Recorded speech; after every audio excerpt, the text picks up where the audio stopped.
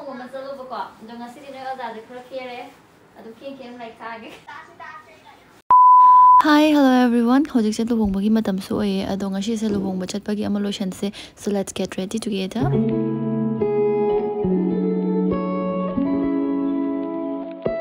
I my healing facial lay aduna hoji hoji hapet close up to lake oi makhagi da kumba jam close ne namakane di ubane silky and bouncy hair oiningai gi damakta NEUD Hair brands dagi 10-minute DIY advanced hair spa kit se use to se some the color sangba something hanba smoothing ke ka tawba se hoi shambudi phajaye adubo akhoina phajana good care lawdragadi yamna thina dry and frizzy oirakani. First step the hair scalp scrub oidoini aduga mangon da tiny coffee beans ke ka yawe aikhoi gi samgi makhong sida phajana cleanse ke ka tawdoini coffee beans macham cha yawbani na after all blood circulation improve to birani adugi hair growth so improve to birani ado si 3 minutes of massage to matung da lukewarm water ne thadok bi ga doine. Second step we are going to apply shampoo dry amadi frizzy oiraba samse magi si shampoo je use to ba matam dam thina soft ohen badu adu oe aduga akhoi gi samse dirt and pollution dagi damage kumba lakpa se sidagi su protection pba. Next we are going to use the conditioner ado si conditioner is samgi makhong na ta bidas hair length dum tai bi ga doine samse shiny and bouncy ohen bi 3 minutes khak tai ga dum yai si and we are going to wash it with lukewarm water.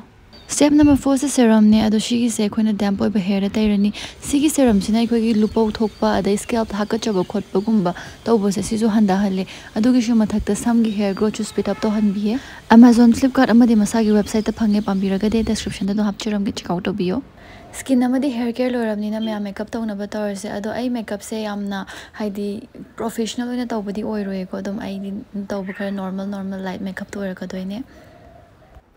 Sigi yellow se sijiga khoi isagi machu siga mix sinkara hen ado mix toraga tayona haibani bako aina haibana te makeup artist na hairam bani adugi mokhoina haibado follow tawbani. My foundation do yam heavy da dikero haidi manabadu kidoini thagre yarn Concealer di Mama Earth glow hydrating concealer se use to we Jenny. It's okay. Yeah. I'm not no heludana. Kana dre isi no chana malad. Jut am da chada ba insi nei pumem. Bishum yekna base dum gali gi hongbodo adu dum use to we adu su makhum kairabi. I said those highlighter na ahanba tai first ki do aduga mathang gi sina shigi sida over golden high se revolution gi ngakta ne highlighter so eyeshadow su asi se muk tai re mathang da eyeliner muk tai doine eyeliner se Lakme gi eyeliner oye Purple ji thala satoi ne purple ta aina like with purple gi the purple makeup ta blush nei pam me dun ai blush thaw matam da dum excited oye ado hoi ngasi de tai se purple color gi blush nei ai the contour kai ka do happeroi ai happaga di pura kopsalani horen hain taraga ada mai do handa pura chapsalaga leiramne bai do adugi ai am ware aduga hojikna haibu heitabo naton gi matai da kaino khara ye ani tumna chumbra hangde pilot simaning hapane aroi bada loose powder ne is revolution gi loose powder oi doine ai ne kari gum matam da makeup yamna haiba numit am oiram makeup yamna haiba matam ama laglapati kari gum ba haibani ko haine habnate adu kanda tazana pro gi da namba ngamboi adu wai ni himma ga di highlighting my face Jundon tenbagi pung pham yore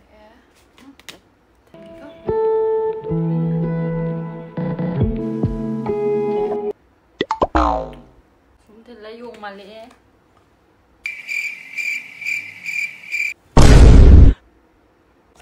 Yare khud sa se Jundon na loin ma koi tai ado lipstick se Yeah, muso ke kem thok ta ma angang moin thai aw da kan bak law na mayam ke ma li ko to iron se chalo rage atu ka muka la ge ke award pa khot pa ha ye ko sana ge ka hap chala ge ko lotion ba loi na mak loi re adu ge earring ga si ga di sumaina se le khuji ka smai shi re ado si ge fee se in doi ne ai thai na le gi myam pam jana ya purit na dakaran gi le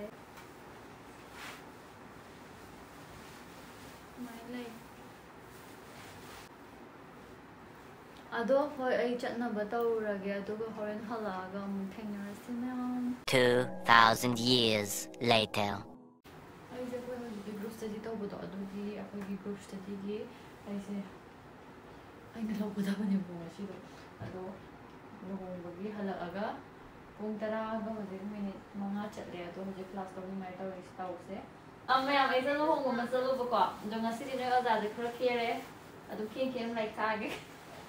Hello guys, welcome back to my channel. Hello guys. Please like, subscribe, and please put on the notification bell. Hanndkki aina already. Bam nay phajaba. Welcome back to my channel. Do aina already. Luhongba chalubane.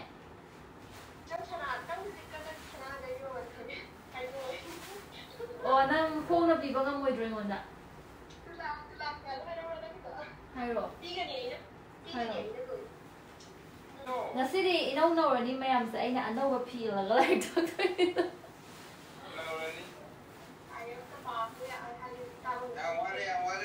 Thana ke kaje kona hongdoge aduga hojik taknaba tawrage.